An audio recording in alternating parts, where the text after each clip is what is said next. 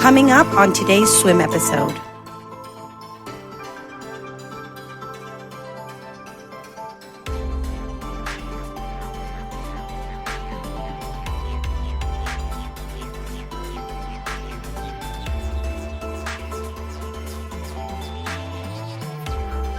This is Swim, Success with Music.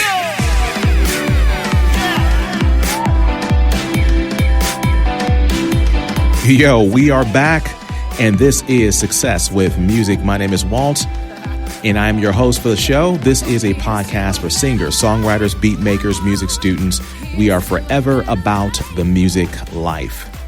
Hey, and I appreciate you listening to our show as always. If you're with us for the previous episode, you know that we're doing part 2 of our interview with Sean Giovanni from the record shop down in Nashville. Last week, Sean was dropping some incredible knowledge about the music industry, how he made it from the bottom all the way to the top, and he's sharing his pragmatic secrets with you today. So, we're going to continue on and listen to the things that Sean has to say. Hey, man, I'm going to get out the way so Sean can do his thing. Let's do it.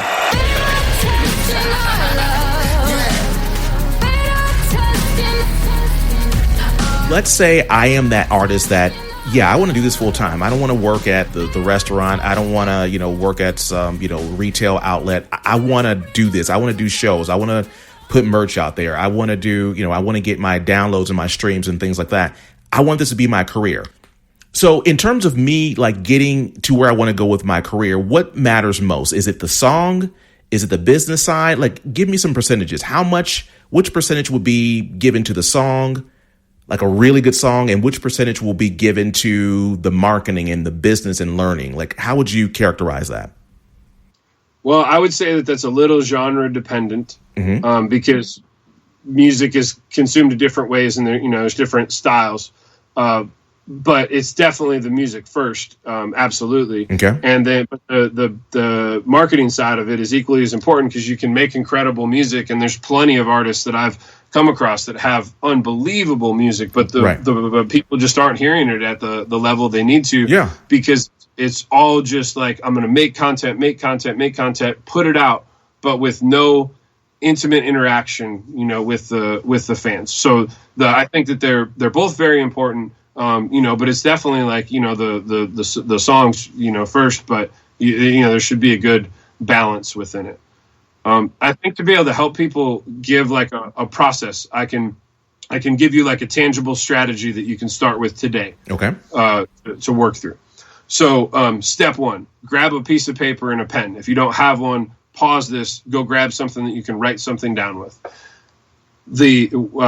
Once you have that, you sit down and you think about in detail, and obviously do this later, but in detail, what are, let's say, the top 5 goals that you have for your career. Okay. And these are not become famous, and they're not just get a number 1 song.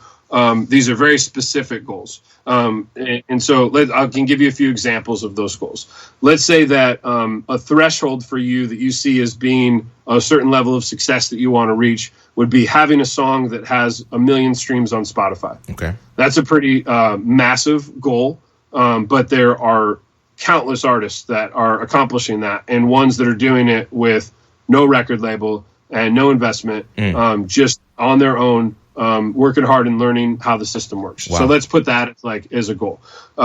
Not every artist has to do this, but let's just say that that's a goal that you have because you've already recognized that your music is going to work well within that market.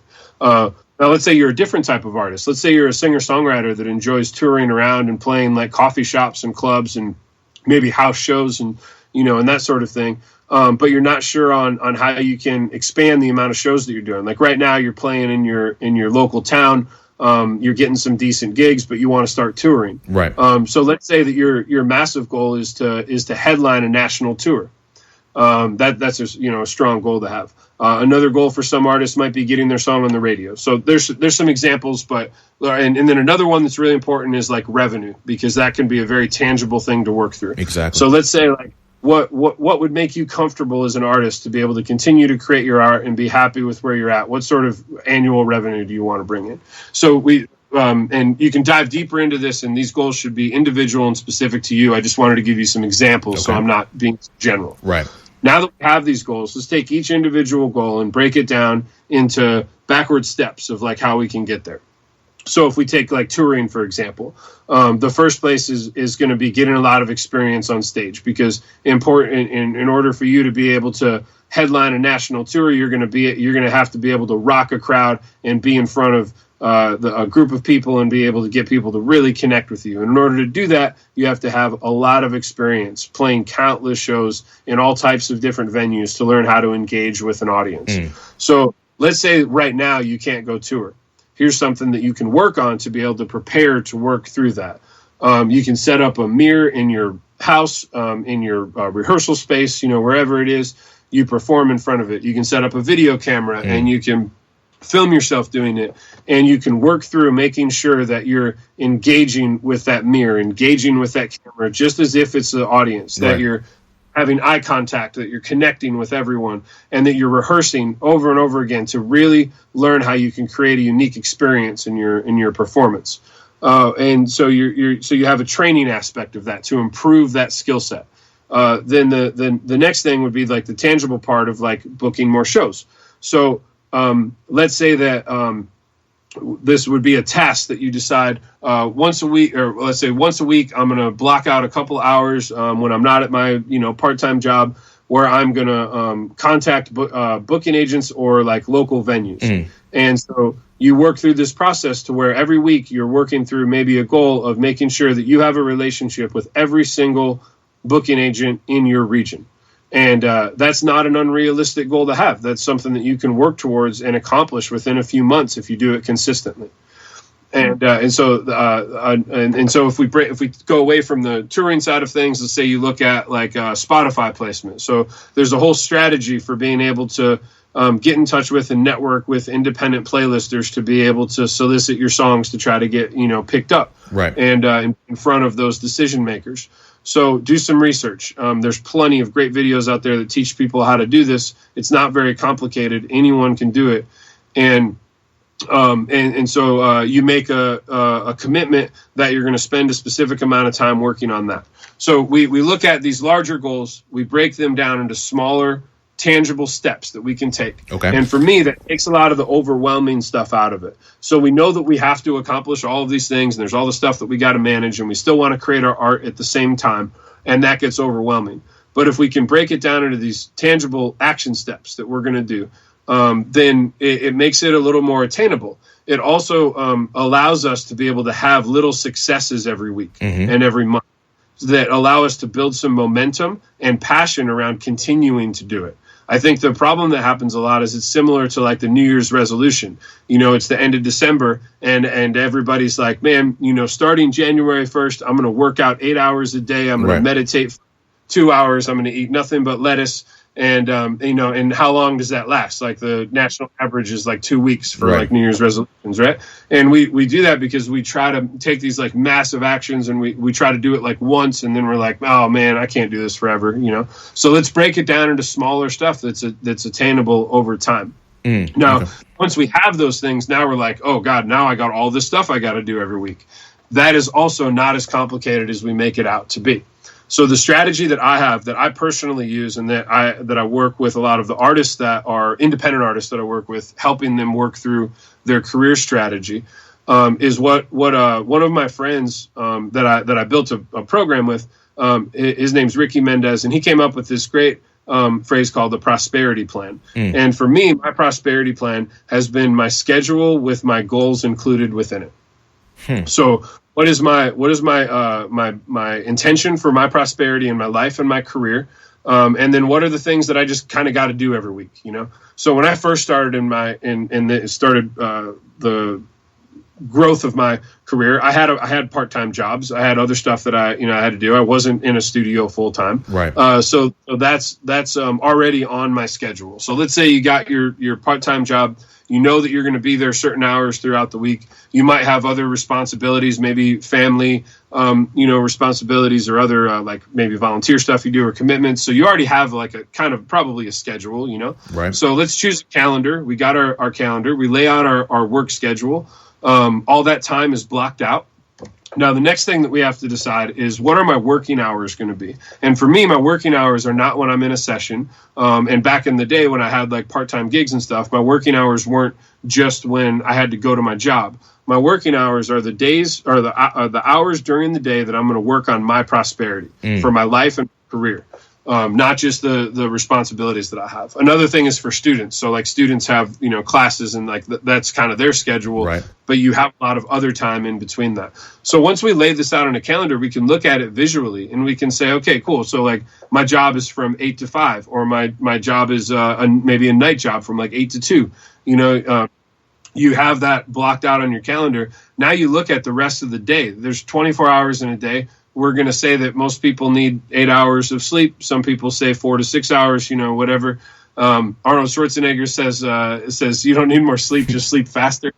I love that quote. Me personally, I need about like 7 to 8 hours of sleep to have that level of energy that I need. Exactly. But everyone's a little bit, different with that. Mm-hmm. So you know that you need that. So let's take that out. Let's say the average is 8 hours. So we got 16 hours a day. How many hours a day are you at work? If that's 6 hours, 8 hours, whatever that is, right. You got 10 or 8 hours left after that. Now the question at this point, because now people start to think, okay, so I'm just supposed to spend like every waking hour working towards spending my time outside of like these other responsibilities working towards music. Well, that's also going to burn me out. My question to you is, how bad do you want the success that you intend for your life? And take a moment to think about that. Right. Because we say we want these things, but we have to be honest with ourselves. How bad do you want it? For me, I wanted it 100. That if you on a scale of 1 to 10, there was no possibility that since I was 12 years old that I was going to do anything else but make a living in the music industry, because that was what I was the most excited and passionate about. And I was really fortunate to find that passion really young. Right.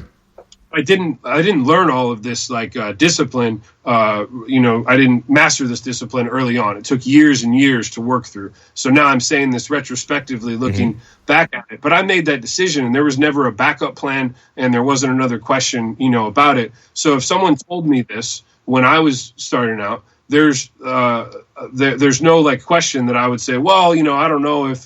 So that's what you have to ask yourself. How bad do you want it? Right. And if you want it bad enough, and if you truly are there, then you're that step ahead. If you don't want it that bad, then there's a question about, is that just because of fear, or where is it coming from? Is it because you're not willing to put in the work, or is it because you're afraid that if you do put in the work and fail, that you're still not going to be fulfilled? And that's a decision that you have to work through for yourself. But let's say that if you're taking the time to listen to this, that you're pretty passionate about what you're trying to create with your art. Right. So you're probably willing to put in the work to go through this process. So we look at this amount of time that we have, and now we say, okay, how can we make the rest of the time outside of what it takes for me to survive the most effective that it can be to help move my career forward in the direction that I want. So we look at this extra time that we have, and now we can take these small steps that we broke off of our major goals, and we can say, on Monday, I'm going to spend 2 hours working on booking. On Tuesday, I'm going to spend an hour working on social media content. On Wednesday, I'm going to spend an hour working on trying to get Spotify placements. And start small. Don't try to like block out, 24 hours in the day. Right. Just maybe start small with one thing a day, and make it a couple hours. Now, and I promise you that if you can commit yourself to do this consistently, at least for a few weeks, you'll start to see this return on investment of your time. Wow. And it will inspire you to continue to do it. Right. For me, my prosperity hours are 6 a.m. to 10 p.m. Monday through Friday. And that's taken a long time for me to work to to that place.